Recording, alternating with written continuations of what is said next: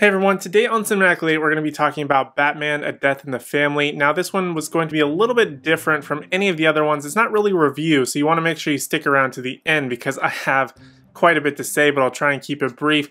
But there will be some minor spoilers regarding both the comic and the cartoon, so if you have neither read nor watched this cartoon or anything related to it, I recommend clicking away now, but let's go ahead and get into it. So I've actually talked about Batman: A Death in the Family a couple times on my channel, both in live as well as other recorded videos, but essentially it is a very polarizing comic in which Jason Todd's Robin dies.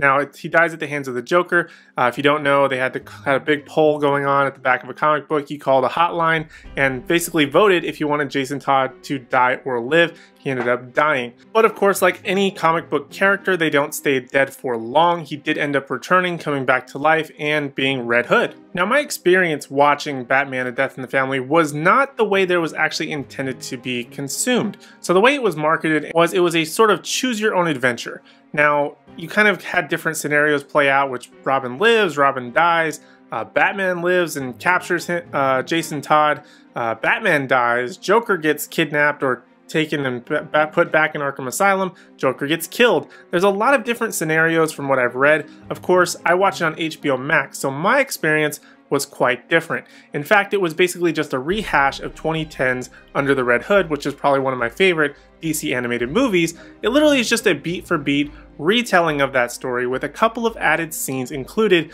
of Bruce talking to someone, which we later find out is Clark Kent. Not a big surprise, but he essentially just rehashes the entire story that we see in flashbacks. There's a couple of added scenes. For some reason, they really wanted to make sure we, the audience, knew it was in Bosnia, but it just doesn't add anything new to the cartoon.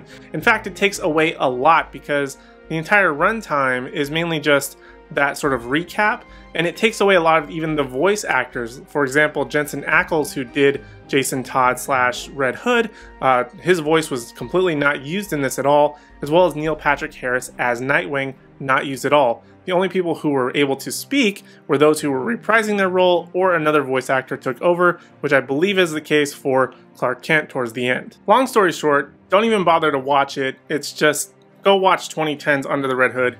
It's so much better and way more satisfying. But the reason I bring this up is that the viewing of Batman: Under the Red Hood was actually only 30 minutes.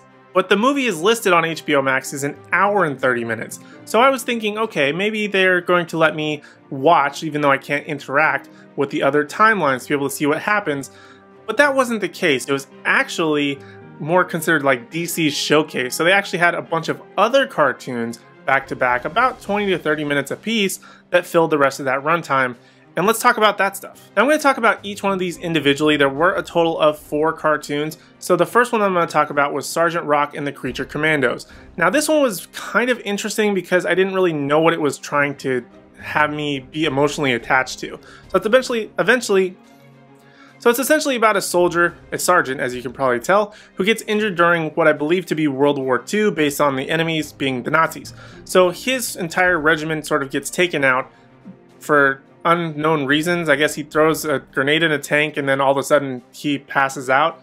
But he finds out that his entire regiment is MIA or KIA. So he ends up getting recruited to essentially lead a group of creatures, which are essentially like, he's essentially like the monster leader, as he leads a commando of a vampire, a werewolf man, and basically a Frankenstein. Now there's really no reason why these characters are being used as soldiers. That's not really explained, but essentially they try and get to the storyline that the regiment that Sergeant Rock was previously commanding has been turned into zombies by the Nazis, and he sort of has to have this dilemma of killing them and trying to fight them and other stuff like that. But it doesn't come across very well because it's only a 20-minute cartoon that didn't really have us connect that Sergeant Rock really had a really good connection with the ones he was commanding. I didn't really care that his command got turned into zombies, and I was just like, yeah, just kill him. I mean, from a soldier's perspective, I'm sure it's a lot more deep than that, but as just a casual viewer, it doesn't really make any sense, and I didn't really care. I thought it was cool that sort of like the creature monster guys were fighting against the Nazis, but that was probably the most interesting thing about this cartoon. The rest is just sort of blasé, but it also doesn't make sense why these creatures are fighting within the United States Army, I guess. It's just a really weird cartoon. Now the second cartoon is called Adam Strange. Now I believe I've heard of this character before, but I didn't really know much about him. Essentially what he is, he's kind of like a spaceship commando mercenary hero type of guy that just essentially goes around and does space hero stuff. It's kind of like watching Guardians of the Galaxy meet Starship Troopers. For the most part, it's kind of cool, but at the same time, the suit that this guy wears, Adam Strange, very much reminded me of Turbo Man from Jingle All the Way. So I was kind of more distracted by that more than anything else. He gets taken to another planet, basically gets drunk and then fights a bunch of bug animals and saves the day. But that's the storyline, but I just couldn't get over the fact that his suit looked like Turbo Man, and I just called him Turbo Man for the entire runtime.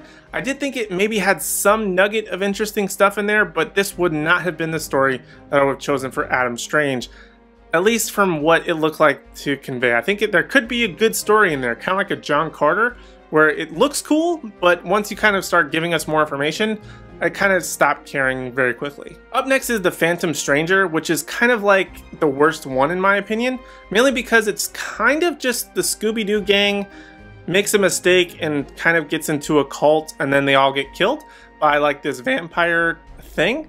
And essentially the Phantom Stranger is there to protect them. Essentially he is only there for the final girl, and we don't learn anything about him other than like he has some type of magical abilities.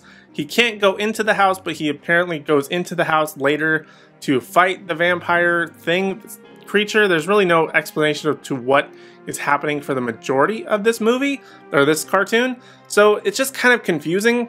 For the most part, the final girl ends up sort of saving the day, so I don't really know what the purpose of the Phantom Stranger was. She got him out of hot water, and it just made no sense, and it's easily the most skippable of the entire series. And last but not least is Death. Now, that doesn't sound like it's probably going to be the most interesting, but it actually was probably one of the best in my opinion. It dealt with a little bit deeper themes in terms of ways that dealing with and coping with a lot of different things such as depression, anxiety, a couple of different things there, and trying to live up to your potential and just depression and sadness. And it sounds worse when I say it out loud, but when you watch it, it sort of makes sense. You are a bit confused towards the beginning of it, but as it sort of goes on, you learn about it. Essentially, this girl is Death. He doesn't know it yet. He eventually ODs and then kind of like finds out that she is Death, and his masterwork just happened to be when he dies. And then he, like a cigarette falls when he's dying and burns the whole place, but the painting, for some miraculous reason, does not get burned. Now, it's actually really cool. It actually more reminded me of an anime in terms of storyline, in terms of like depth and trying to tell a larger story, but in the animation style of DC. But for the most part, it was actually really cool. My biggest gripe about it was probably the final painting. Although it kind of looks cool, it's not my style of art, so I didn't think it was like this mind-blowing piece of art that the artist thought it was, but maybe that's just subject to interpretation and my own personal thing. But for the most part, I think that this was probably the most worth watching out of the entire hour-and-a-half runtime. This video was probably way longer than I intended it to be, but I'll try and cut it down in editing. But if you have made it through the entire thing, I greatly appreciate it. Thank you so much for watching. If you have seen Batman and Death in the Family, whether it be the full version that you get to see with all the different options and you get to play through it and you get to choose your own adventure, let me know. As well as if you've seen the HBO Max version, let me know your thoughts and opinions on that and all of these cartoons down in the comment section down below. I would greatly appreciate that. While you're down there, make sure to hit like, subscribe, and ring the bell notification so you don't miss out on any future videos from me. But other than that, that's all I have for now. Thank you guys so much for watching, and I hope to see you in the next one.